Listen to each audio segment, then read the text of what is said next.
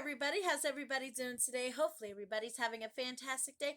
Before we get started, hi, my name is Teresa, and I welcome you all to my channel. If you're new here, you like unboxings, you like getting ready with me with some scary ghost stories. I even do makeup try-ons on here. I do Monday Mass Ladies collab. I do animal and nature clips. I do walking in history. I do Fun Fact Friday. Sometimes I do giveaways on this channel, and guys, I do more. I do random more than just beauty on this channel. Now, if you're interested in all the content that I just said, then please reconsider and hit the subscribe button down here on the bottom. When you hit the subscribe button, there'll be a bell. And when you hit the bell, you'll be notified of when I upload my new video.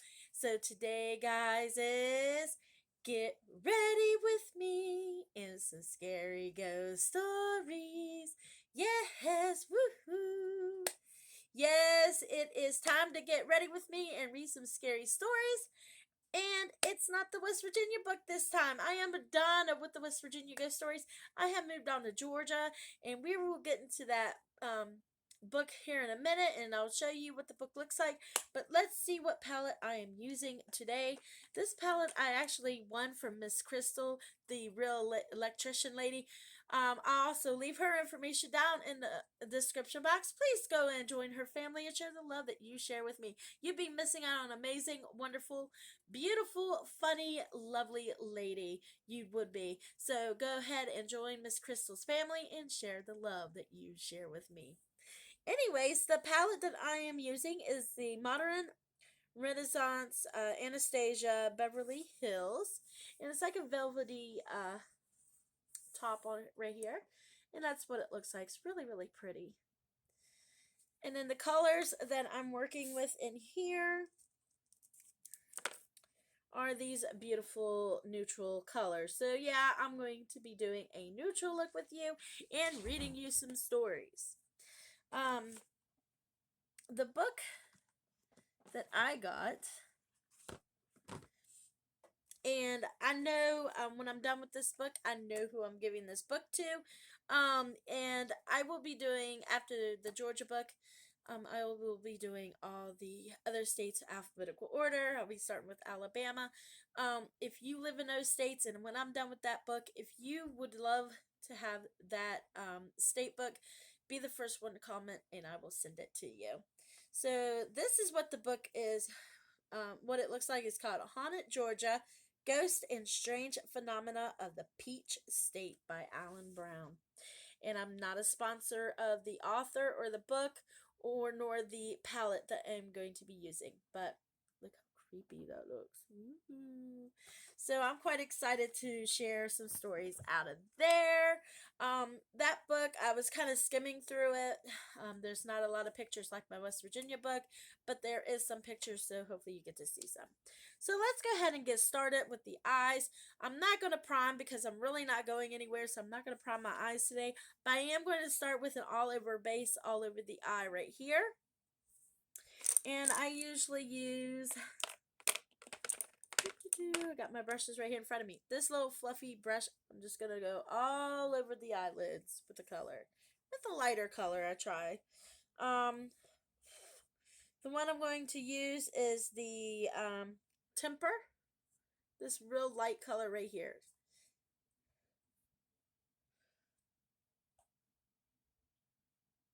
And I'm not sure what happened there. Okay. So I'll go ahead and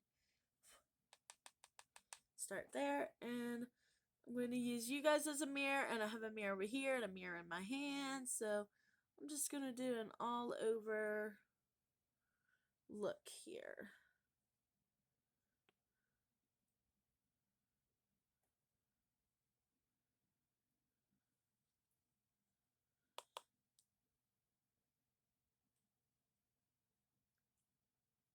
So how's everybody's day going? Hopefully you're having a great day. I hope you're ready for some scary ghost stories. I know I am. Love reading about ghost stories.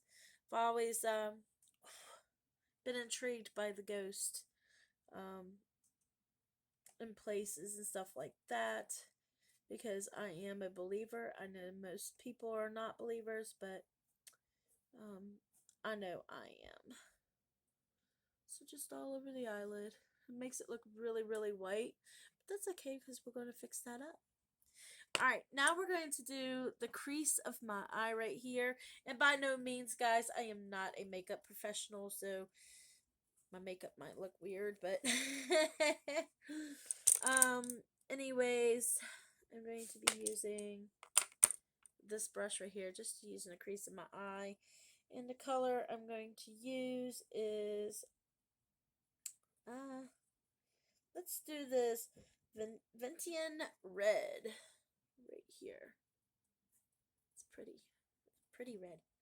So I'm just gonna dab into that. There is fallout, but that's okay. Just tap it out. And we're just gonna put it right here on the eye. So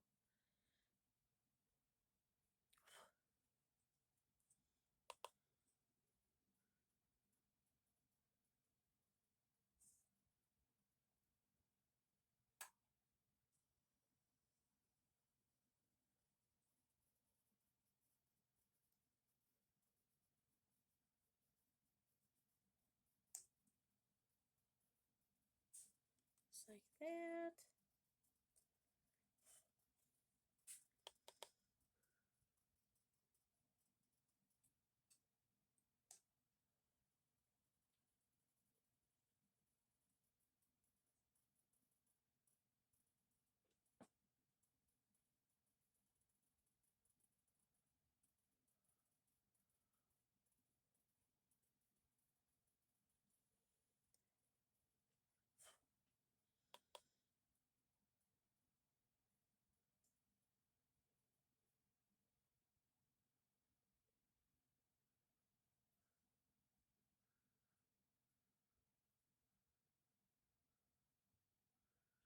And just like that.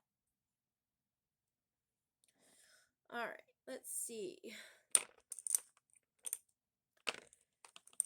We're gonna do like a color here and a color over here. On the outer corner right here, I'm going to use, let's see, this brown right here says regular. So I'm just going to use that on one side using this brush. I'm just going to go right here on the outer corner of my eye.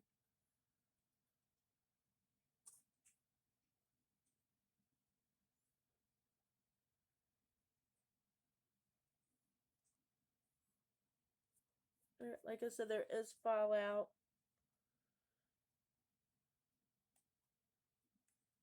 That is okay. Probably going to blend that in just a little bit.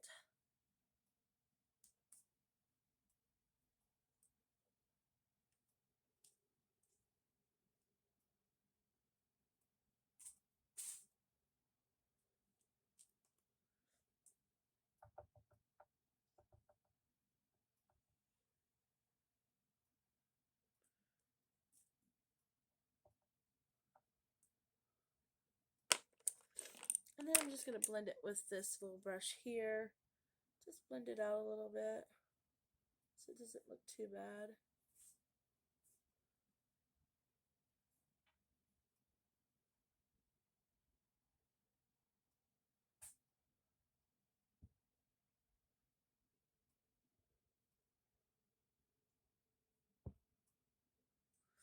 Alright, so let's go ahead and read a story out of the new book. I'm quite excited. So, our first story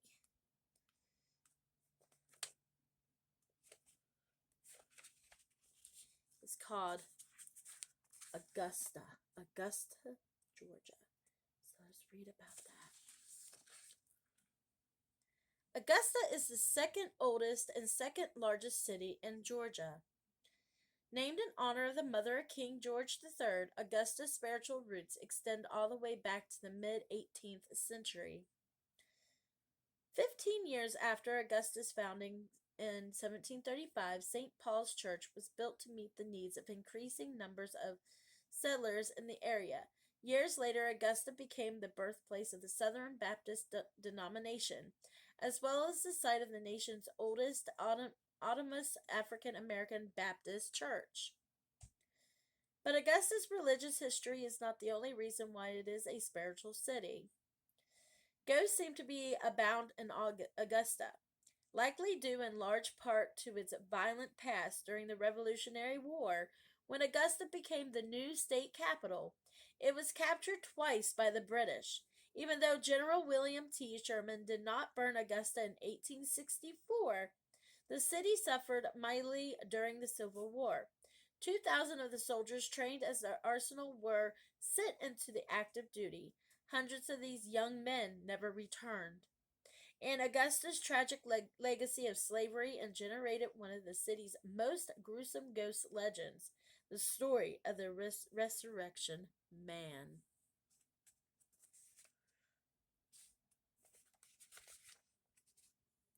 Ooh. All right, so this one, that was just telling you about Augusta. So this is the next story is called "The Grisly Secret of the Old Medical College." It doesn't have a picture, so I'm not going to show you the page. The medical I can't read today. The medical academy. The Medical Academy of Georgia opened on October 1st, 1829 in Augusta. The college went through several name changes before settling on the Medical College of Georgia in 1833. The institution's first academic building, the Old Medical College, was constructed between 1834 and 1835 by architect Charles Blaney Cluxey at a cost of $14,567. The Old Medical College exemplifies the Greek Revival styles, with its Doric portico and central rotunda. Classes were taught in the Old Medical College from 1834 to 1913. When the college moved to a larger building, the Old Medical College was used by the Academy of Richmond County for training and teaching until 1926. Later, the building was leased by the Garden Club of Augusta. It also housed the Augusta Genealogical Society in 1989. When the Medical College of Georgia Foundation began to restore the old building, workers made a gruesome discovery in the basement that lent validity to the campus legend of a mysterious figure called the Resurrection Man. The Resurrection Man was a nickname doctors gave to a slave named Granison Harris. The medical college was bought the 36-year-old Gola slave off an auction block in Charleston, South Carolina for $700. His new owners broke the law by teaching him to read and write. They also had him sit on anatomy classes. Their goal was to transform Granison into a first-rate grave robber. Dissection was illegal in Georgia until 1887, so medical school procured their cadavers from unscrupulous men who dug up recently interred corpses in graveyards. Like most grave robbers, Granison kept abreast of burials by reading the obituary column in the newspaper. Then, under the cover of darkness, he sneaked into the largest black graveyard in Augusta, Cedar Grove Cemetery. Before he started digging, Granison memorized the placement of the flowers and grave marker so that he could replace them exactly the way they were originally. In an interview conducted in 1938, Eugene Murphy, a professor at the Medical College of Georgia, said that Granison usually smashed the upper end of the coffin with an axe and pulled the dead body out of the grave. Granison was so skilled at his work that it was almost impossible to tell the contents of the grave were stolen. After the Civil War, Granison left the medical college briefly but then returned as the school porter or janitor. His unofficial role, however, was the same as before, medical college grave robber. Rumors of Granison's nautical activities were finally confirmed in 1889. Members of Augusta's black community were so upset that the city narrowly avoided a riot. Understandably, they were horrified by the thought that their loved ones might have been exhumed and disrected or dissected. But Grandison miraculously escaped retribution from the relatives of the corpses he had stolen. He died in 1911 at age 95. Ironically, he was buried in the same cemetery that had pillaged for more than a half century, Cedar Grove Cemetery. Grandison Harrison remained a shadowy historical footnote until the proof of his handiwork was uncovered in the basement of an old medical college. Stephanie Hunter, writing for the Augusta Chronicle Online, says that the workers discovered the remains of 4,000 cadavers in the basement. Grandison apparently believed that the best way to dispose of the dissected corpses was to bury them in the basement's earthen floor. An article published in the spring 1995 edition of the Newsletters of the African American Archaeology Network reported that a team of archaeologists recovered hundreds of cadaver parts during the excavation of the basement. Some of the bones had specimen and numbers written on them with India ink. Evidence indicated that the Medical College of Georgia's professors preferred a cadaver's African Americans over Euro Americans, adults over children, and males over females. A foul smelling vat that held organs and body parts preserved in whiskey was also found in the basement. After the bones were subjected to intensive study, they were reinterred in Grove Hill Cemetery in 1998, not far from the grave of the man who had resurrected them. Even though all the players in this tragic period in the college's history are dead and buried, some of them might not be entirely at rest. In recent years, construction workers and employees have heard groaning sounds on the third floor of the old medical college late at night. The sources of the airy noises have never been found. Some people believe that renovations had disturbed the spirits of the people whose graves Grandison Harrison robbed. In recent years, there have been reported of Grandison Harris's ghost walking along the headstones in Cedar Grove Cemetery, possibly ruminating over the heartache and his grave robbing brought to his own people. Ooh, that's creepy. So we're gonna finish up the eyes, and we're gonna stop off on ghostly patriots at the Ezekiel Harris house. Harris house. So let's go ahead and finish up the eyes, and then I'm gonna go get off from here, and then put all my makeup on and do something with my hair and blah blah blah, and then I'll come back and read you some more stories. Yes.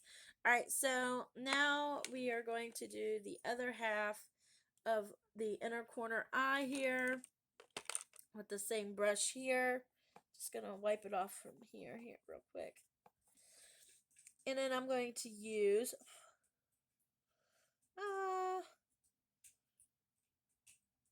let's use Love Letter, this other purple right here. So go ahead and use that. And then I'm just gonna put that right in the inner corner over here.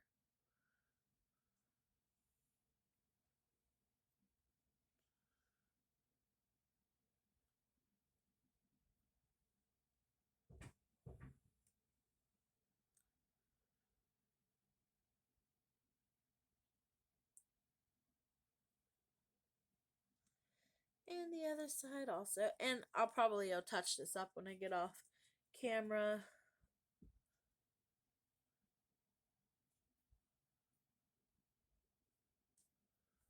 As you can see, I'm a hot mess right now.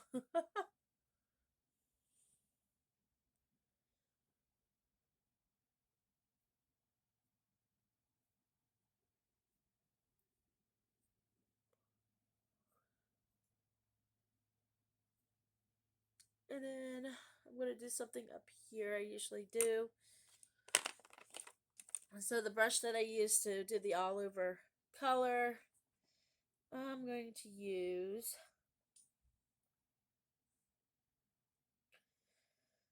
let's use this raw sienna right down here. It's brown right here. So we'll just do that. And just give it a little bit more of a color on top.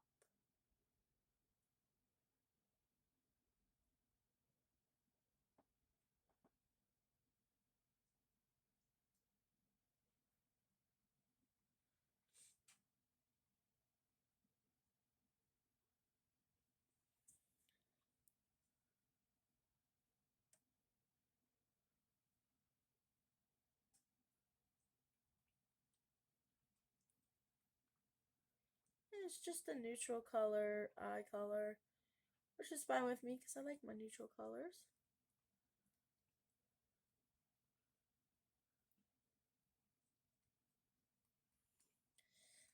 All right, just like that. All right, I will be back and I will be looking a little bit different. See you in a second. Hi guys, I am back. I am back. Went ahead and finished up my eyes. What do you guys think?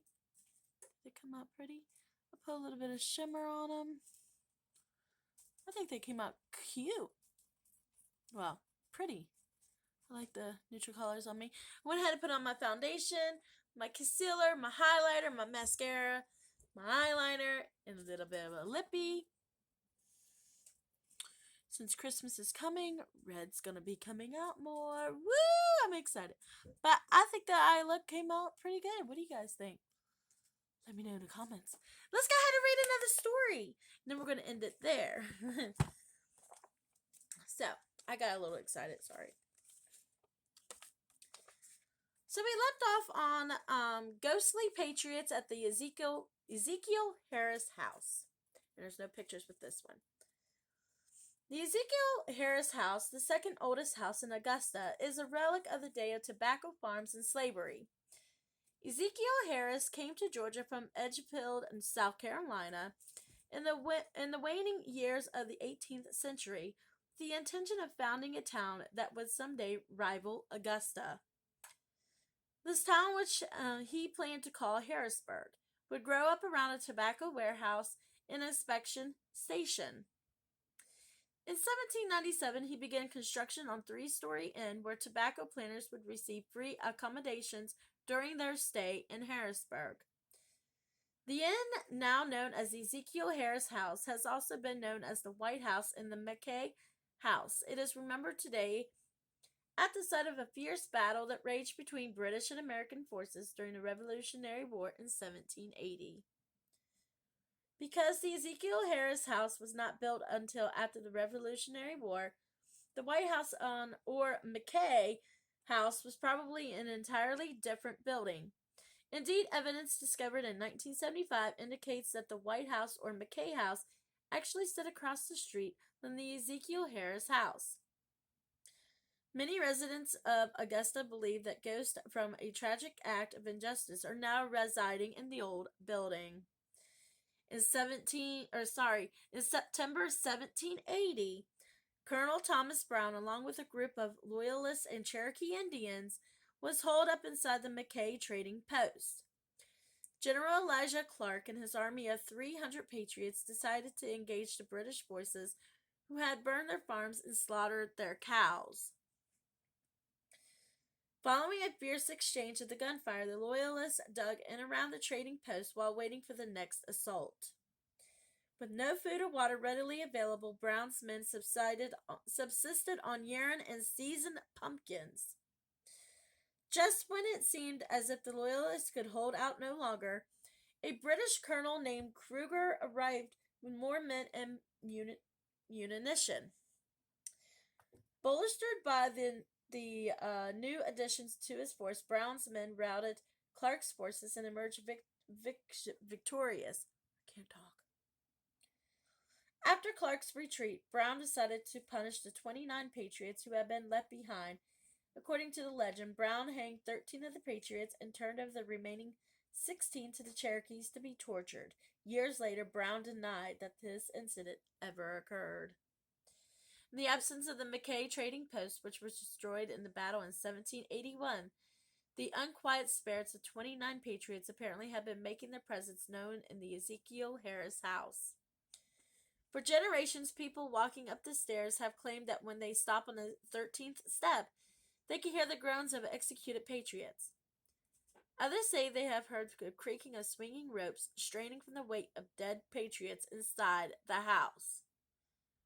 The only actual sighting is that of a woman, supposedly the ghost of the mother of two brothers who were hanged by Colonel Brown. Dressed in a white gown and holding a white handkerchief, the sad, lonely figure passes through the rooms on the third floor, searching for her lost sons. Ghost stories like this one, like the ones generated around the Ezekiel Harris house, are still told because of the messages they convey regarding the trust cost of war, or the true cost of war, both in battle and on the home front. That one was kind of sad. Excuse me. I found that one a little sad though. I mean, mama moaning and crying for her babies and stuff. It's really, really sad. Really sad story. So we're going to stop there because I don't want to make the video any longer. So you only got 2 stories out of that one. I'm sorry. But next Saturday, we are going to start on the next story called The Haunted Pillar. Ooh. I hope you guys enjoyed the Georgia book. So far, I'm enjoying it, even though we only read 2 stories. I'm quite excited to know about their little ghost histories and everything. Hopefully you are too. Hopefully my look came out good. Did it come out beautiful? Let me know in the comments. I love hearing from all of you. And I'm going to go ahead and end it here, I guess. I'm going to end it here. And I hope everybody stays blessed. And I hope everybody stays safe. No matter where you are, no matter where you're at, please stay safe. And I'll be seeing you all in my next video. Thank you for stopping by. And you have a great day. Thank you. Bye.